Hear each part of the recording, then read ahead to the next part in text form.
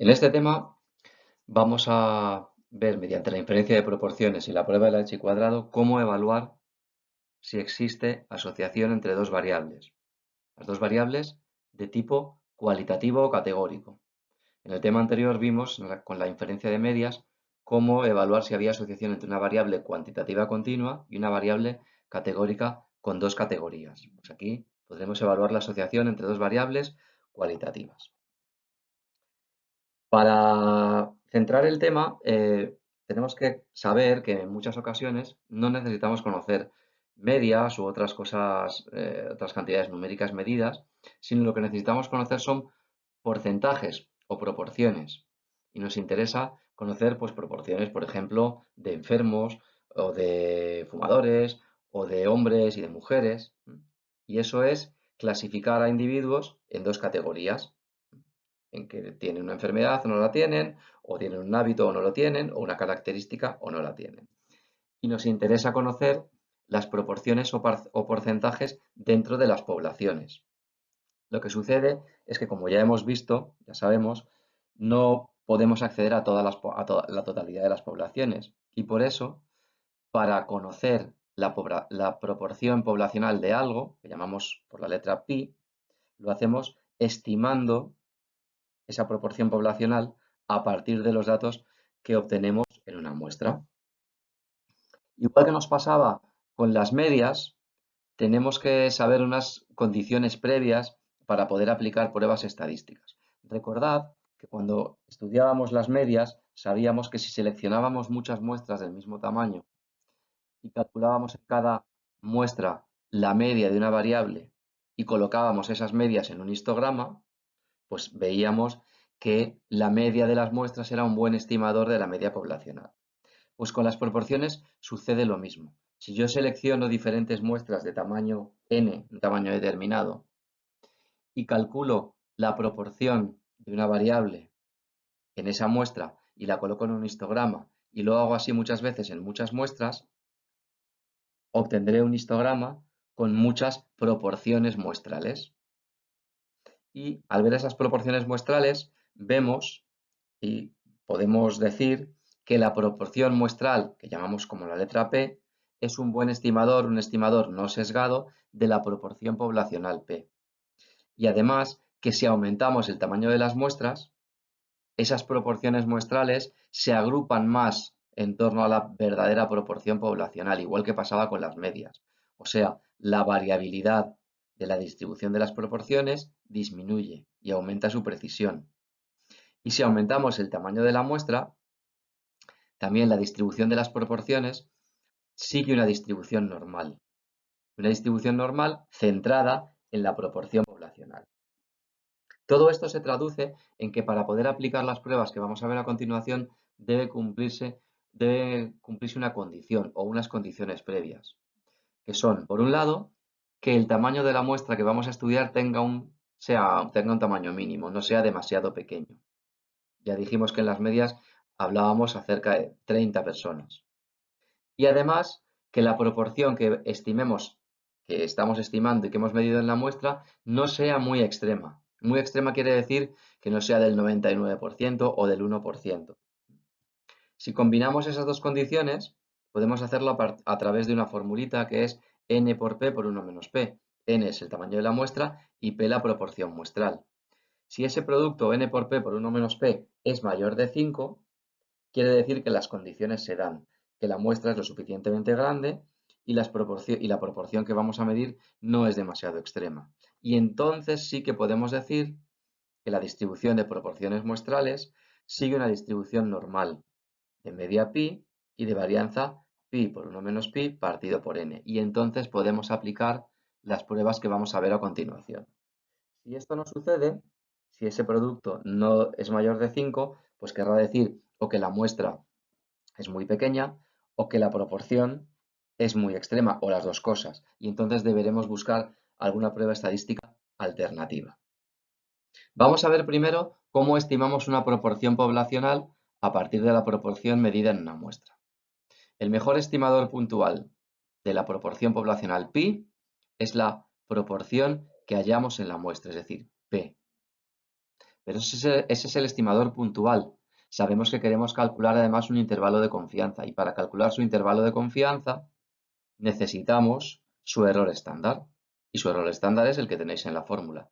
Raíz cuadrada de P por 1 menos P partido por N. Podemos calcularlo perfectamente.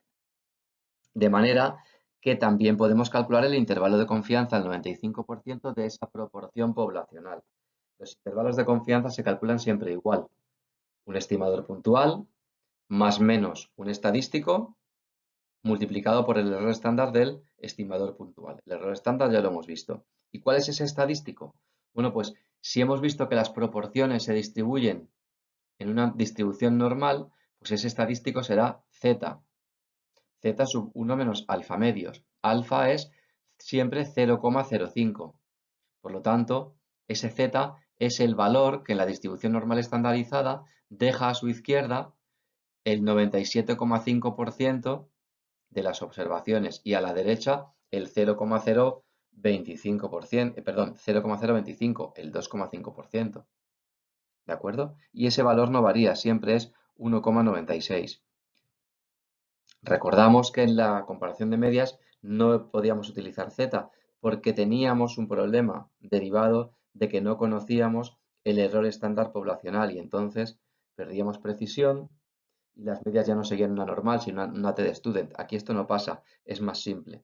Las proporciones siguen una distribución normal. Por lo tanto, z siempre es el mismo, 1,96. Vamos a ver un ejemplo.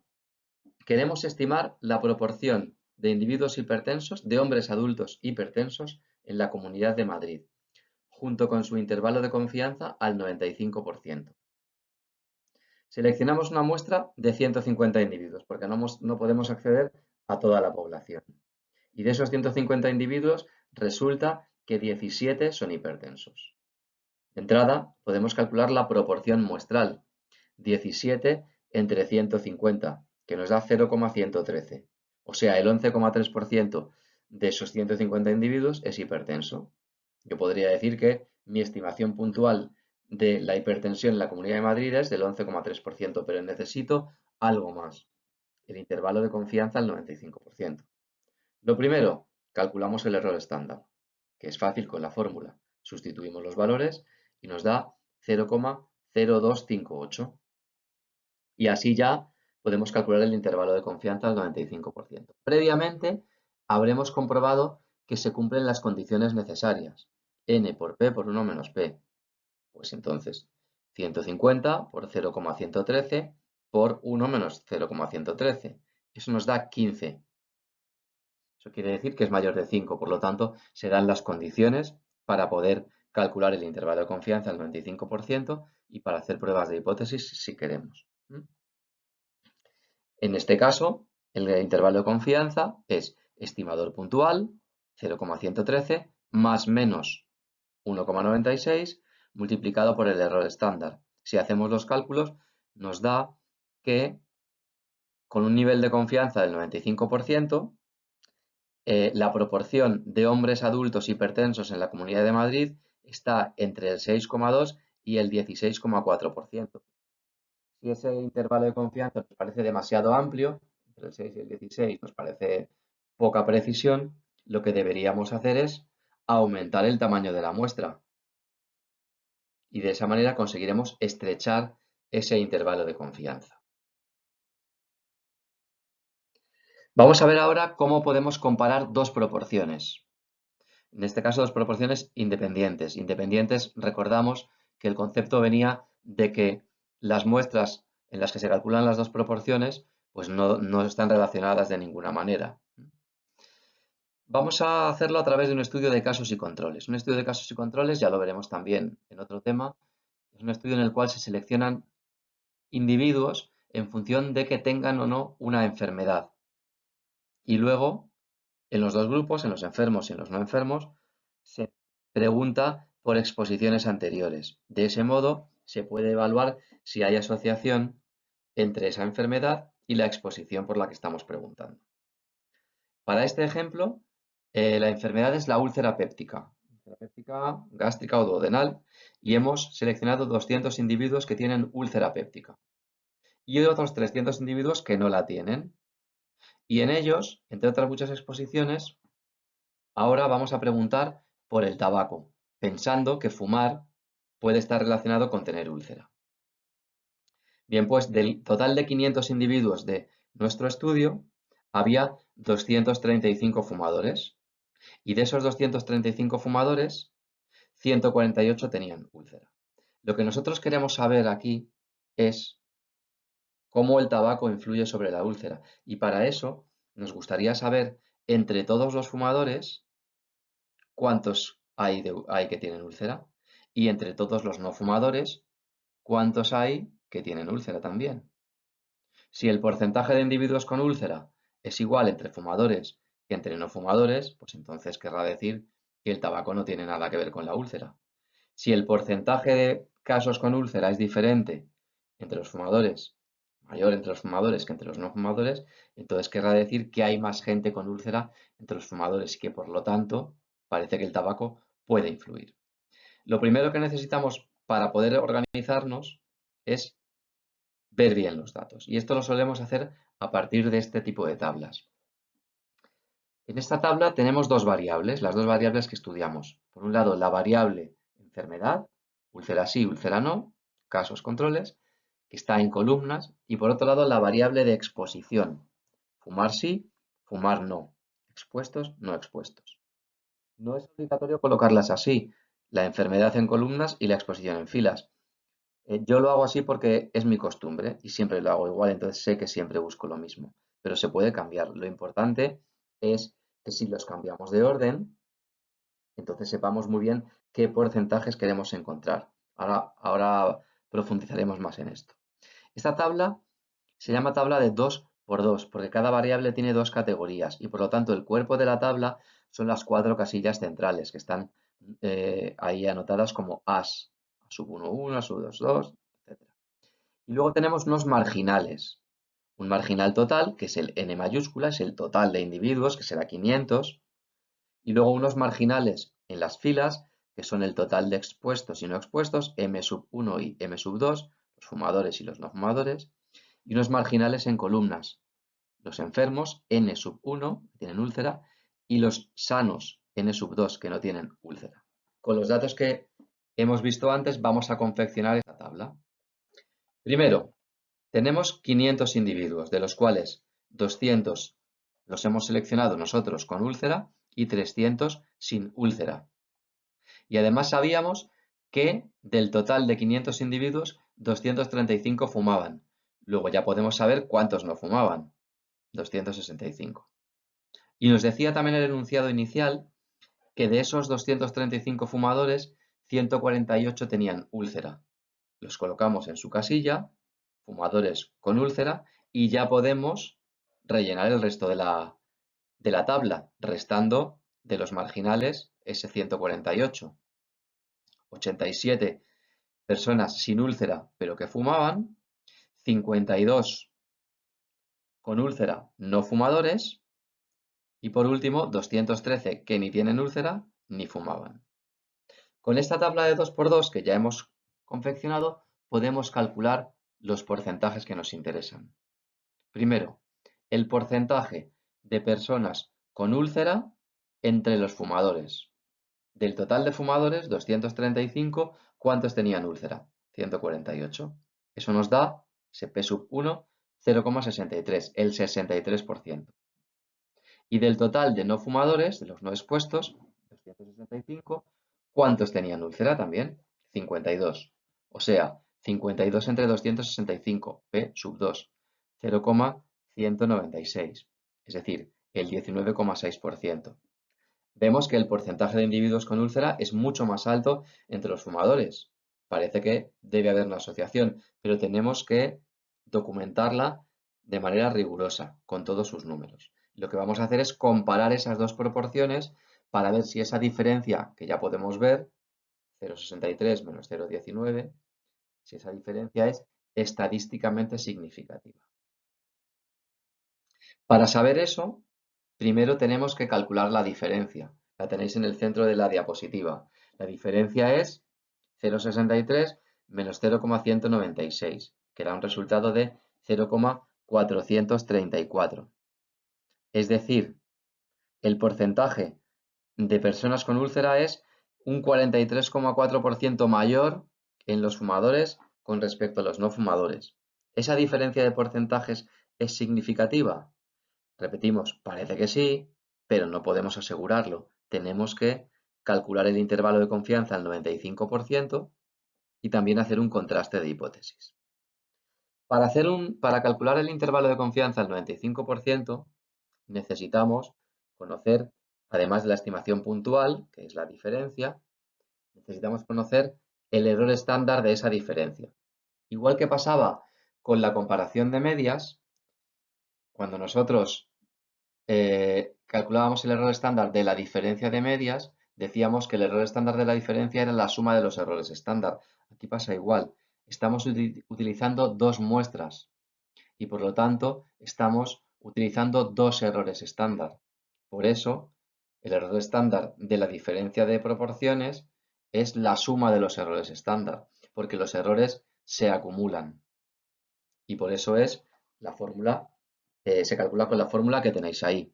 Raíz cuadrada de p sub 1 por 1 menos p sub 1 partido por n sub 1 más p sub 2 por 1 menos p sub 2 partido por n sub 2. Fórmula fea, pero conocida. Conocemos las dos proporciones, las hemos calculado, 0,63 y 0,196, y conocemos los dos tamaños de las muestras. En este caso son los dos totales de fumadores, que eran 235, y de no fumadores, que eran 265. Si sustituimos todo, nos sale ese valor del error estándar de la diferencia de proporciones. Y ya podemos calcular el intervalo de confianza al 95%. Estimador puntual, 0,434. Más menos un estadístico de contraste, siempre el mismo, 1,96, porque la diferencia de proporciones sigue una distribución normal, y multiplicado por el error estándar. Y obtenemos ese intervalo de confianza de 0,356 a 0,512.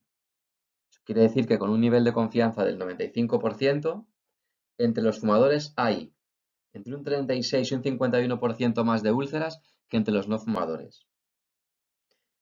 Aquí recuperamos aquel concepto de incluir o no el valor nulo. ¿El valor nulo de qué? Bueno, pues el valor nulo de la diferencia de proporciones. ¿Cuál será el valor nulo de la diferencia de proporciones? Es el cero. Si dos proporciones son iguales, su diferencia será cero. ¿Podría ser esa diferencia negativa?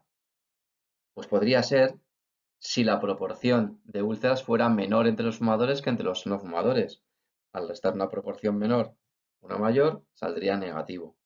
Si uno de los dos límites del intervalo fuera negativo y el otro positivo, entonces sí que incluiría el valor nulo, el cero, porque nos estaría diciendo que no sabe muy bien dónde es mayor la proporción de úlceras, si entre los fumadores o entre los no fumadores. Querría decir que esa diferencia hallada no es significativa. No es el caso. Aquí, claramente, la diferencia va a ser significativa porque el intervalo de confianza al 95% no incluye el valor nulo, no incluye el cero. Y esto lo vamos ahora a corroborar con el contraste de hipótesis. En esta diapositiva con fórmulas tan feas, lo relevante no son las fórmulas, sino las hipótesis, la parte de arriba. ¿Cuál es la hipótesis nula? La hipótesis nula, como siempre, en términos de no hay asociación. Perdón, de no hay diferencias. Sí, en este caso, no hay asociación. Hipótesis nula. La diferencia es cero. Es decir, las proporciones son iguales. La diferencia es cero o muy próxima a cero. Y la hipótesis alternativa, sí hay una diferencia estadísticamente significativa entre las dos proporciones y su diferencia es distinta de cero. Para contrastar estas hipótesis, pues necesitamos un estadístico que se calcula, igual que pasaba con la diferencia de medias, con el estimador puntual partido por su error estándar. El estimador puntual es la diferencia de proporciones y el error estándar lo hemos visto antes. Lo que pasa que aquí también tenemos que introducir una pequeña variación para mejorar la precisión y es calcular, en vez de utilizar las dos proporciones en el error estándar, calcular una proporción ponderada. con la fórmula que tenéis a la derecha, que veis que es muy fácil. Solamente hay que coger los valores que pone ahí de las casillas, y sustituirlos en la fórmula. Y nos da 0,40. Fijaos que está prácticamente a medias entre el 0,63 y el 0,19,6. No está justo en el medio. ¿Por qué? Porque la muestra de no fumadores es un poquito más alta que la de fumadores. Es una proporción ponderada, pero no tiene mayor dificultad. Y luego ya sustituimos todo en la fórmula del estadístico Z. Las proporciones, esa proporción ponderada que hemos calculado y los tamaños de las dos muestras, que los tenemos todos en la tabla de 2×2. Y nos da un valor de 9,89. Ese 9,89 es un valor de la normal estandarizada. Y ese 9,89 lo colocaríamos en la normal estandarizada y tendría un valor P asociado. Y ese valor P asociado es la probabilidad de que si la hipótesis nula es cierta, o sea, de que si no hay diferencias entre el tabaco y la úlcera, la probabilidad de haber hallado un valor como el que hemos hallado, una diferencia de proporciones como la que hemos hallado o más extrema todavía. Si esa proporción es grande, mayor de 0,05, pues aceptaremos la hipótesis nula y diremos que esa diferencia tan grande que nos ha salido no es significativa, es debida al azar. Tal vez las muestras son muy pequeñas. Pero si esa probabilidad es pequeña, menor de 0,05, tendremos que rechazar la hipótesis nula y aceptar la alternativa. Para que os hagáis una idea, en la normal estandarizada, el valor límite que nos da la significación estadística es el 1,96, el que deja a la izquierda 0,975 y la derecha 0,025. Pues fijaos, esto es 9,89, es un valor que está muy, muy, muy a la derecha de la curva. Por lo tanto, lo que deja ese valor a su derecha es mínimo. Y a la izquierda de menos 9,89 lo mismo, muy, muy pequeño. O sea que la P, la probabilidad que buscamos, es pequeñísima. Ni siquiera la calculamos porque es muy, muy pequeña. Tiene muchos, muchos ceros. En cualquier caso es menor de 0,05. Si P es menor de 0,05, ¿qué hacemos con la hipótesis nula? Pues ya hemos dicho que la rechazamos y en su lugar aceptamos la hipótesis alternativa, que dice que la diferencia que hemos hallado es estadísticamente significativa. Esa diferencia del 40 y pico por ciento es estadísticamente significativa, como ya sabíamos por el intervalo de confianza al 95%. Si el intervalo de confianza al 95% no incluye el 0, sabemos que P va a ser menor de 0,05 y viceversa. Si P es menor de 0,05, sabemos que el intervalo de confianza al 95% no va a incluir el valor nulo. Bien, tenemos otra forma de estimar si hay asociación o no entre esas dos variables, que es a través de la prueba del H cuadrado. Lo que sucede con la prueba del H cuadrado es que además podemos generalizarla para otras variables que tengan más de 2 categorías, es decir, 3 o 4 categorías incluso. Y por eso es muy utilizada.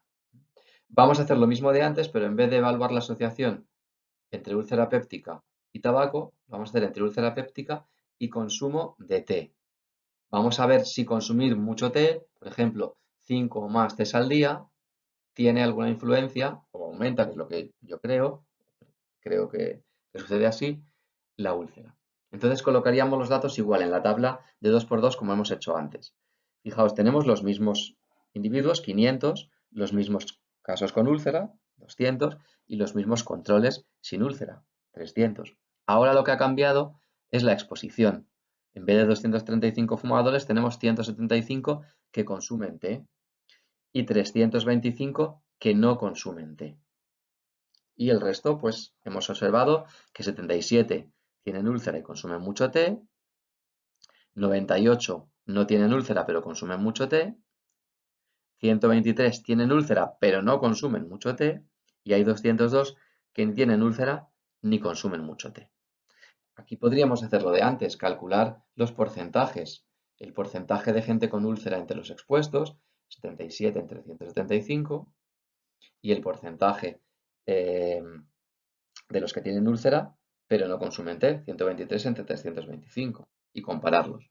Fijaos una cosa, y es que lo que hemos estado haciendo hasta ahora y hemos hecho antes es comparar con porcentajes de fila. calcular porcentajes de fila. Es decir, en la fila de los expuestos y en la fila de los no expuestos, pero podríamos calcular porcentajes de columna. Por ejemplo, del total de enfermos con úlcera, ¿cuántos consumen mucho té? O del total de sanos sin úlcera, ¿cuántos consumen mucho té? Se puede hacer y se pueden comparar. Lo importante es que esa comparación nos diga algo y que sea lo que nosotros queremos hacer. Bien, aquí tenemos la misma tabla, pero solamente con los valores marginales, sin los valores centrales. Los valores marginales son los mismos siempre, el total, 500, los 200 con úlcera, los 300 sin úlcera y los expuestos y no expuestos. Pero en el centro no están puestos los valores. Lo que yo quiero ahora hacer con esta tabla es, en vez de poner los valores que he hallado en mi muestra, saber qué valores esperaría yo encontrar ahí si realmente el té no tuviera nada que ver con la úlcera. Imaginad, si el té no tuviera nada que ver con la úlcera, ¿qué porcentaje de individuos encontraría yo con úlcera que consumen té y con úlcera que no consumen té? Pues podemos hacerlo. Vamos a ver, imaginad, vamos primero a pensar en esta tabla qué porcentaje hay de individuos consumidores de mucho té. Lo podemos calcular. Hay 175 que consumen mucho té de los 500 totales. Bueno, pues podemos hacer 175 entre 500 y nos dará un valor. Veremos luego que es 0,35. El 35% de los individuos del total del estudio consumen mucho té.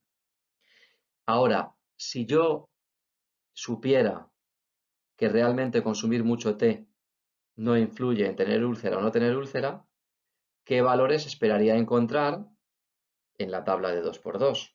Por ejemplo, en las casillas E11 y E12. Pues esperaría encontrar unos valores que divididos entre 200 y entre 300 respectivamente, me dieran el mismo valor que 175 entre 500. ¿Por qué? Porque no hay ninguna diferencia entre ninguna asociación entre tener úlcera y consumir té. Por lo tanto, los individuos que consumen té serán los mismos entre los que tienen úlcera o no úlcera, no tienen nada que ver. Podemos calcular eso. Entonces, ¿qué valor encontraríamos en la casilla E1? La casilla E1, si la dividiéramos entre 200, nos debería dar el mismo valor que 175 entre 500. Eso es una regla de 3. 175 es a 500, lo que E1 es a 200. Y lo calculamos, 175 por 200 partido por 500 y nos da 70. O sea, si consumir mucho té no tuviera nada que ver con tener o no tener úlcera, en la casilla E1 tendríamos 70 personas, porque 70 entre 200 es igual que 175 entre 500. ¿De acuerdo? Y eso lo podemos hacer en las 4 casillas. Por ejemplo, en la E1-2. ¿Qué valor tiene que haber en la E1-2 para que al dividirlo entre 300 nos dé lo mismo que 175 entre 500? Pues haríamos la misma regla de 3. 300 por 175 entre 500. Y en las otras igual. Para calcular los valores esperados, si no hubiera asociación entre las dos variables, ¿qué se hace? Si os fijáis, se multiplican sus dos marginales y se dividen por el total. En el caso de la E11, sus dos marginales son 200 y 175. Se multiplican y luego se divide entre 500. En el caso de la E12, sus dos marginales, ¿cuáles son? 175 y 300. Se multiplican y se divide por 500. Lo podemos hacer para cada casilla. Y así tendremos esos 4 valores, que serían los valores esperados si supiéramos que no hay ninguna asociación entre consumir mucho té y tener úlcera. Y nos quedaría esta otra tabla. Fijaos que esta otra tabla es diferente a la que hemos nosotros hallado al preguntar a las personas, a nuestros 500 sujetos. Es diferente en las casillas centrales, los marginales son iguales. 200 con úlcera, 300 sin úlcera y 175 que consumen mucho té y 325 que no. ¿Qué es lo que vamos a hacer ahora? Vamos a comparar esas dos tablas. La tabla de arriba es la tabla real, la tabla de de valores observados, lo que yo he preguntado a mis individuos. Y la tabla de abajo es la de esperados si no hubiera asociación entre consumo de té y la úlcera. ¿Qué podemos hacer? Comparar estas dos tablas. Si estas dos tablas fueran iguales, diría pues que efectivamente no hay asociación entre consumo de té y úlcera. Iguales no son. Ahora, ¿son muy diferentes? Eso es lo que tenemos que evaluar. Si las dos tablas son muy diferentes, querrá decir que lo que yo he hallado no es compatible con que no haya ninguna asociación entre el consumo de té y úlcera y por lo tanto sí que la va a haber. Por lo tanto, tenemos que comparar los valores en cada casilla en las dos tablas, es decir, comparar el 70 con el 77, el 105 con el 98, el 130 con el 123 y el 195 con el 202 y ver si esas diferencias entre los dos valores de cada una de las casillas es muy grande o no es muy grande. Y esa es la prueba de la chi cuadrado. Vamos a ver cómo se hace. Esta es la fórmula de la chi cuadrado, que es muy fea, pero es muy fácil. Fijaos, la fórmula de la chi cuadrado tiene 4 sumandos. Un sumando por cada una de las 4 casillas. La letra O quiere decir observado y la letra E quiere decir esperado. Entonces, analicemos el primer sumando. El primer sumando es los observados en la casilla 1, 1, menos los esperados en la casilla 1, 1, todo eso elevado al cuadrado, y luego partido por los mismos esperados. En la casilla 2, igual, 3, igual, y en las 4 casillas igual. Es decir, observados menos esperados al cuadrado, partido por esperados. Fijaos que lo que estamos haciendo aquí es comparar la distancia que hay entre los observados y los esperados. Si los observados y los esperados son muy parecidos, esa diferencia será pequeña. Si los observados y los esperados son muy diferentes, esas diferencias serán muy grandes. Cuanto más alto es el estadístico chi cuadrado, es esa especie de x que es la letra chi, querrá decir que más diferencia hay. Cuanto más bajo es el estadístico chi cuadrado, menos diferencia hay. Si hacemos todas esas cuentas, nos sale el estadístico chi cuadrado, que sigue una distribución del mismo nombre, chi cuadrado, con un grado de libertad. Si la hipótesis nula de que no hay asociación entre ambas variables es cierta. Por lo tanto, primero tendremos que hacer los cálculos y luego ver ese valor. Si calculamos con nuestras tablas, ese valor chi cuadrado nos da 1,79.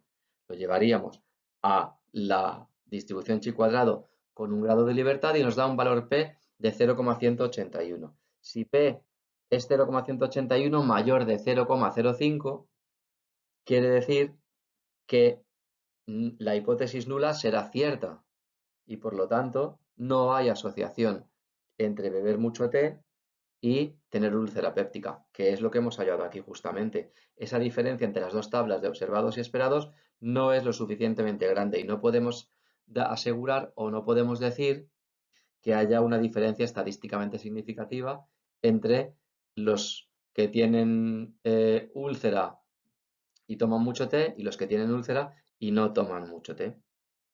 ¿De acuerdo? No podemos decir que haya asociación entre el consumo de té y la úlcera péptica. Eso es lo que nos dice la prueba de la chi cuadrado. La prueba de la chi cuadrado tiene la ventaja, como os decía, de que se puede realizar no solo con variables de dos categorías, sino con variables de 2, 3, 4 categorías. Podríamos calcular tablas, confeccionar tablas de 2×3, de 3×3, de 3×7. Lo que sucede es que, aunque calculemos la chi cuadrado y nos diga si hay o no hay asociación, no nos dice qué tipo de asociación hay. Para saber qué tipo de asociación hay, tendríamos que irnos a la tabla y ver los porcentajes. Y eso en una tabla de 3×4, de 5×4, es prácticamente imposible. Por eso, aunque se puede hacer con variables de muchas categorías, lo ideal es analizar solamente variables de 2 o de 3 categorías y hacer como máximo tablas de 2×3. Pero se podría hacer. ¿De acuerdo? Aquí os digo lo que os acabo de comentar. La chi cuadrado nos dice si hay o no hay asociación, pero no qué tipo de asociación hay. No nos dice si hay asociación, no nos dice quién tiene más úlcera, si los que fuman o los que no fuman, o los que beben té o los que no. Nos dice que hay diferencia, que beber té o que fumar influye, pero no cómo influye. Para ver cómo influye, tendremos que ir a ver con mucho detalle los valores de las casillas y los porcentajes. Además, en la tabla de 2 por 2 podemos hacer otro cálculo, que es el cálculo de la odds ratio. ¿Qué es la odds ratio? Bueno, pues la odds ratio es un valor muy interesante que es una estimación del riesgo de enfermedad en los expuestos con respecto a los no expuestos. Por ejemplo, estudiemos otra vez el tabaco y la úlcera. Y yo quiero saber cuánto riesgo más tienen los fumadores que los no fumadores de tener úlcera. Me puede salir pues el doble, el triple o 4 veces más. Eso es la odds ratio, una estimación del riesgo. Vamos a verla con ejemplos y la entenderemos mejor. Y esa odds ratio se puede calcular como el producto cruzado de los valores de las casillas de la tabla, es decir, A sub 1, 1 por A sub 2, 2 partido por A sub 1, 2 por A sub 2, 1. Es de muy fácil cálculo y nos va a dar el valor de la odds ratio. ¿Cómo se interpreta la odds ratio? Luego veremos ejemplos. La odds ratio puede tomar valores de 0 a infinito, o sea, no puede ser negativo. Es lógico, por el cálculo. Si las casillas no pueden ser negativas porque no hay individuos negativos, productos y cocientes nunca pueden ser negativos. Por lo tanto, no puede ser menor de 0. Y puede ser, sí, lo más alto que se nos ocurra. El valor nulo de la odds ratio no es el 0, sino el 1. ¿Por qué? Porque si nosotros decimos que alguien tiene una odds ratio de 2, que un grupo tiene una odds ratio de 2, quiere decir que tiene el doble de riesgo de tener una enfermedad. Pero si la odds ratio es 1, tiene una vez más de riesgo que tener la enfermedad. Eso no es nada, eso es lo mismo. Si el riesgo se multiplica por 1, se queda igual. Por lo tanto, el valor de la odds ratio nulo es 1.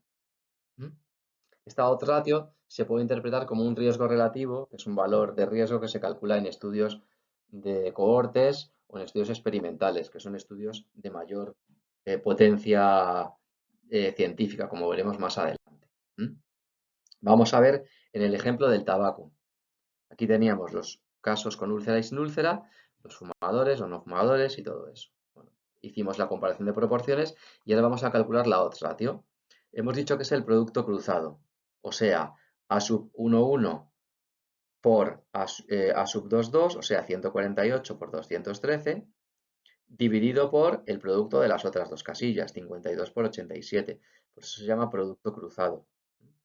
Si hacemos estos cálculos nos da 6,97. Eso quiere decir que los expuestos, o sea, los fumadores, tienen un riesgo 6,97 veces mayor de tener úlcera que los no expuestos, o sea, los no fumadores. O sea, que los fumadores tienen un riesgo casi 7 veces mayor de tener úlcera. Un riesgo 7 veces mayor es una burrada. Ya es mucho, el doble o el triple, imaginad 7 veces más. La odds ratio es muy útil porque nos dice de forma intuitiva cómo de fuerte, cómo de intensa es la asociación entre el factor de riesgo y la enfermedad que estamos estudiando. En este caso vemos que el tabaco parece un gran factor de riesgo para tener úlcera. Lo que pasa es que cuando calculamos la odds ratio no podemos quedarnos ahí. ¿Por qué? Porque si nos dicen solo la odds ratio pero no vemos la tabla, no sabemos en qué muestra se ha calculado, puede ser que la muestra sea demasiado pequeña y necesitamos también un valor de la precisión. Y ya sabéis que eso lo solemos hacer con el intervalo de confianza al 95%. Bien, esto es lo que acabamos de comentar. Los fumadores tienen un riesgo 6,97 veces mayor de padecer úlcera que los no fumadores. La interpretación para que la podáis ver las veces que necesitáis si no se ve claro a la primera. Decíamos que necesitamos intervalo de confianza al 95%. Bien, lo que sucede es que la distribución de la odds ratio es un poco rarita, es muy asimétrica y entonces no sigue una distribución normal. Cuando una variable no sigue una distribución normal, pues se puede normalizar, que solemos decir, a través de una transformación matemática. En muchos casos es una transformación logarítmica. Y lo que hacemos aquí es, al calcular el error estándar, en vez de calcular el error estándar de la odds ratio, Calculamos primero el logaritmo natural o neperiano de la odds ratio y su error estándar, que eso es mucho más fácil. El logaritmo de la odds ratio es muy fácil, se mete en la calculadora y sale. Y el error estándar de ese logaritmo de la odds ratio también es muy fácil de calcular, la raíz cuadrada de la suma de los inversos de las 4 casillas.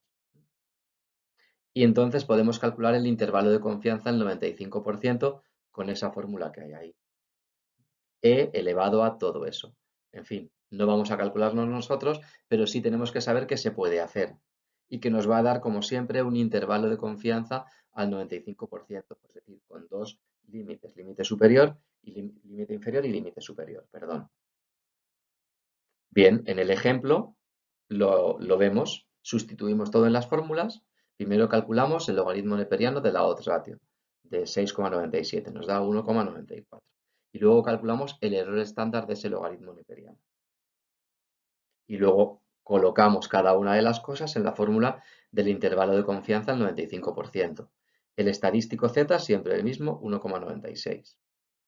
Y si hacemos los cálculos, nos sale un intervalo de confianza de 4,67 a 10,42. Eso quiere decir que con un nivel de confianza del 95%, los expuestos, o sea, los fumadores, tienen un riesgo de úlcera entre 4,6 y 10,4 veces más que los no fumadores. En cualquier caso, un riesgo muy alto. Y la siguiente pregunta es, ¿ese intervalo de confianza incluye el valor nulo de la odds ratio? Acabamos de decir cuál era el valor nulo de la odds ratio, el 1. No lo incluye. Por lo tanto, quiere decir que ese intervalo de confianza es estadísticamente significativo, que ese riesgo de 6,97 veces que hemos calculado es estadísticamente significativo. Y lo vamos a comprobar ahora en un test de hipótesis. ¿Qué pasaría si incluyera el valor nulo? Pues querría decir que el intervalo iría de 0, algo a 10,42, por ejemplo, y el 1 estaría incluido. ¿Pero qué significa cuando una odds ratio tiene un valor menor de 1? Negativo no puede ser, puede estar entre 0 y 1. Pues, por ejemplo, 0,42. Pues quiere decir que el riesgo de la enfermedad en los expuestos se multiplica por la odds ratio, se multiplica por 0,42, por ejemplo. ¿Y qué quiere decir que un riesgo se multiplique por un valor menor de 1? Pues que ese riesgo disminuye. Cuando obtenemos una odds ratio menor de 1, quiere decir que el factor que estamos estudiando no es un factor de riesgo, es un factor protector. Si el intervalo de confianza incluye el valor nulo, quiere decir que esa odds ratio ese intervalo, perdón, no nos dice si ese factor es protector o es de riesgo. Por lo tanto, asumimos que no hay asociación significativa y que no existe un riesgo significativo de enfermedad entre los expuestos frente a los no expuestos. ¿De acuerdo? Nos queda por hacer el test de hipótesis. Hipótesis nula, no hay asociación. Por lo tanto, la odds ratio es igual a 1, el valor nulo. Hipótesis alternativa, sí hay asociación. Por lo tanto, la odds ratio es diferente a 1. Puede ser protector o de riesgo, menor de 1 o mayor de 1, ¿de acuerdo? Pero significativamente distinto. Para contrastar estas hipótesis necesitamos un estadístico de contraste, en este caso, estadístico Z, que tiene muy fácil cálculo también. Logaritmo neperiano de la odds ratio partido por su error estándar, con todos los valores que hemos visto antes. Se hace el cálculo y sale 9,47. Fijaos que es muy parecido al estadístico que encontrábamos en la comparación de proporciones, que es una prueba que sirve para lo mismo. Quiere decir que el valor P asociado a 9,47 en la distribución normal estandarizada es bajísimo. Por lo tanto, estadísticamente significativo. Quiere decir que si la hipótesis nula fuera cierta, de que no hay mayor riesgo entre los expuestos que entre los no expuestos, la probabilidad de encontrar ese riesgo que hemos encontrado es bajísima. Por lo tanto, no es compatible con la hipótesis nula y la deberemos rechazar. Y en su lugar aceptamos la hipótesis alternativa que dice que efectivamente la odds ratio es distinto a 1. En este caso 6,97 era.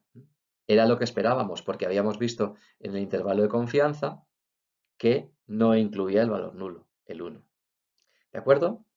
Bien, por lo tanto, y para resumir, tenemos pruebas para evaluar si hay asociación o no entre dos variables cualitativas. Si las dos variables tienen dos categorías, podemos usar la comparación de proporciones, como hemos visto en la primera parte. Y si las dos variables tienen dos categorías o tienen más de dos categorías, podemos utilizar en la tabla de 2×3 o 3×4 o lo que sea, la prueba del chi cuadrado, que nos va a comparar lo que hemos observado en nuestra tabla con lo que esperaríamos encontrar en la tabla si no hubiera asociación entre esas dos variables. Recordad, nos resta los observados menos los esperados y nos dice si esas diferencias son muy grandes o muy pequeñas. Y la prueba del chi cuadrado nos dice si hay asociación o no, pero no qué tipo de asociación. Para ver qué tipo de asociación hay, tendremos que ir a ver los porcentajes. ¿De acuerdo? Y además, en la tabla de 2×2, y aquí ojo, solo en la de 2×2, nunca en la de 2×3 ni 3×4, se puede calcular el riesgo de enfermedad entre los expuestos frente a los no expuestos, o sea, la odds ratio. Si una variable tiene tres categorías, no se puede calcular una odds ratio, solamente en tablas de 2×2. Nunca en variables con más de dos categorías. Bien, pues hasta aquí la evaluación de asociación entre variables categóricas, con dos o más categorías. En el siguiente tema veremos lo que nos falta, evaluación de asociación entre dos variables cuantitativas continuas.